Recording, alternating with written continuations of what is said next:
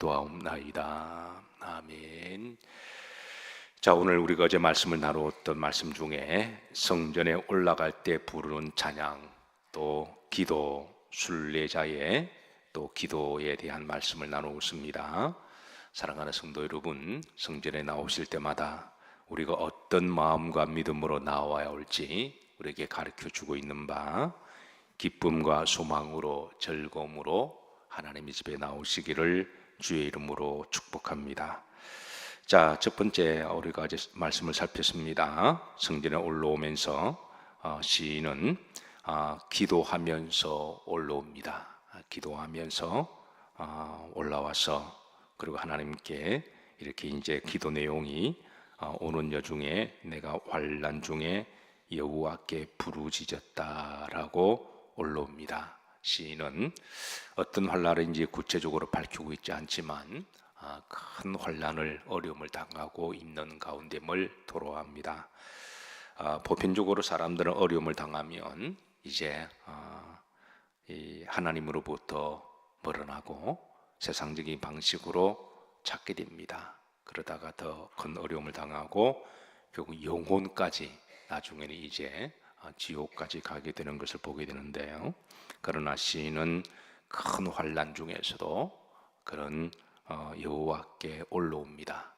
우리가 살아가다 보면 크고 작은 어려움이 있을 때 그럴 때마다 여호와의 전에 오는 것이 복인 줄로 믿으시기를 주의 이름으로 축복합니다.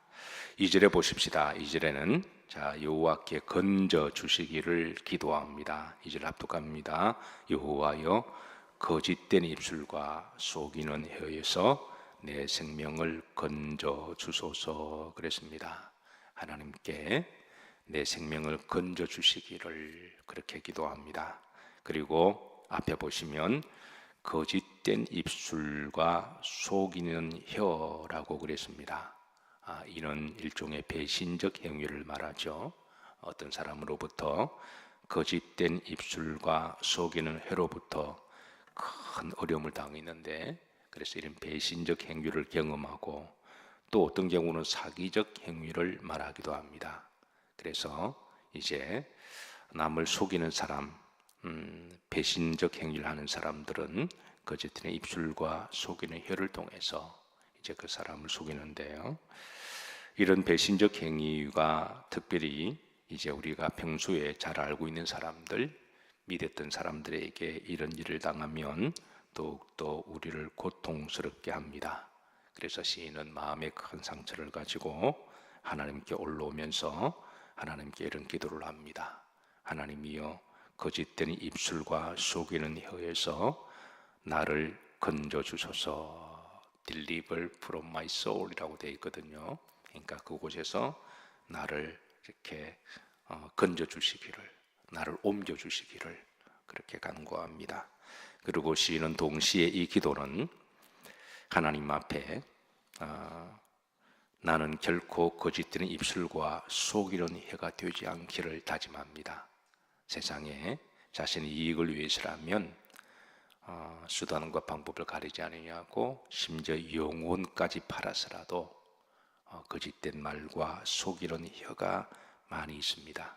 그러나 시인은 자기가 아무리 이런 일을 통해서 어려움을 당하고 고통을 당한다고 할지라도 하나님 앞에 결연에 다짐합니다. 하나님이여 내 입술은 하나님 앞에 항상 정직한 말만 하게 하시기를, 그리고 진실된 말만 하게 하기를 그렇게 다짐하는 거죠.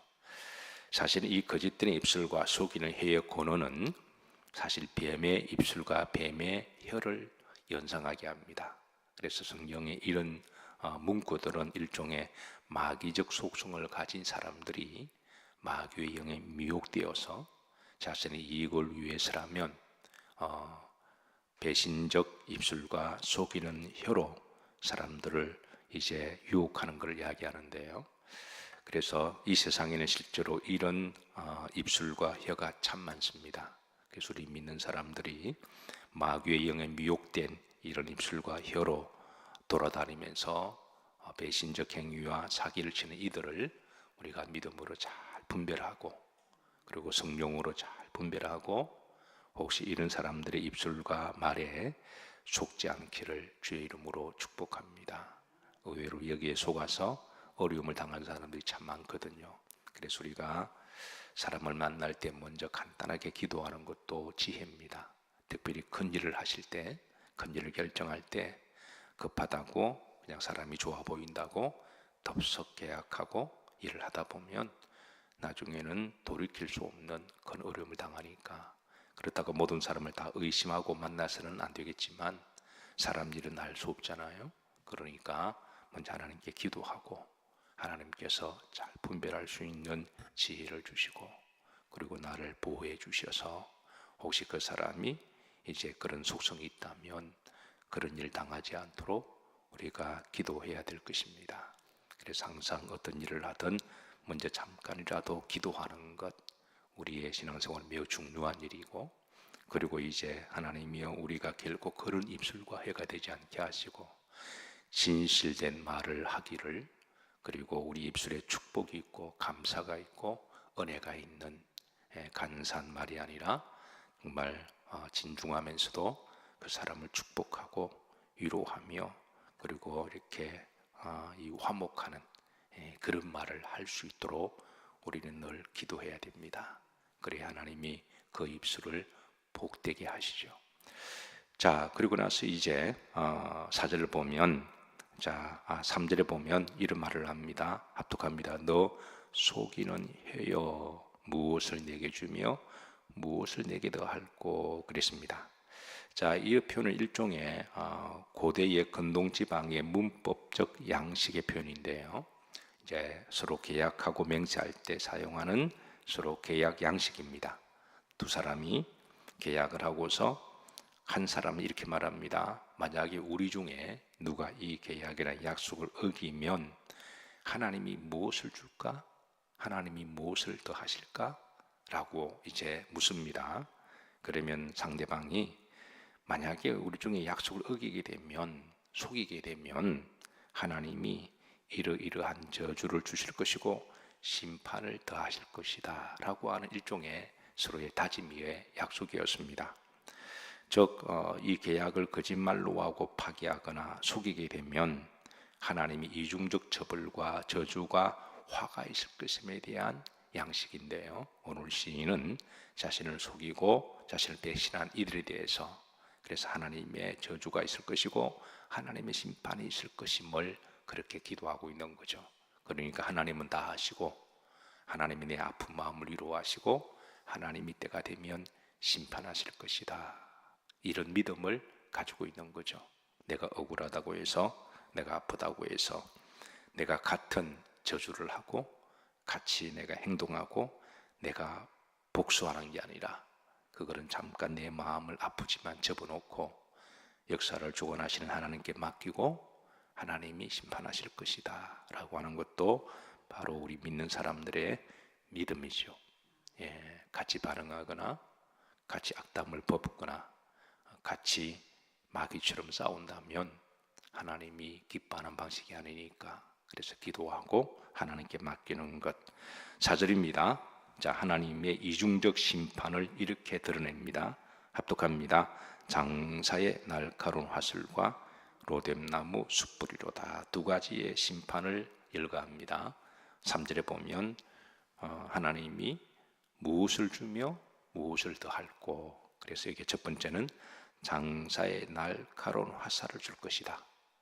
특별히 전쟁통에서 이제 장수가 상대방 향하여 화살을 힘껏 당기고 그렇게 놓게 되면 그 화살이 빠른 속도로 이제 힘이 받아서 상대의 명치에 심장에 관통하는 하나님의 때가 되면 정확하게 그 사람을 하나님께서 겨냥하셔서 한 채 틀림없이 심판하실 것이다.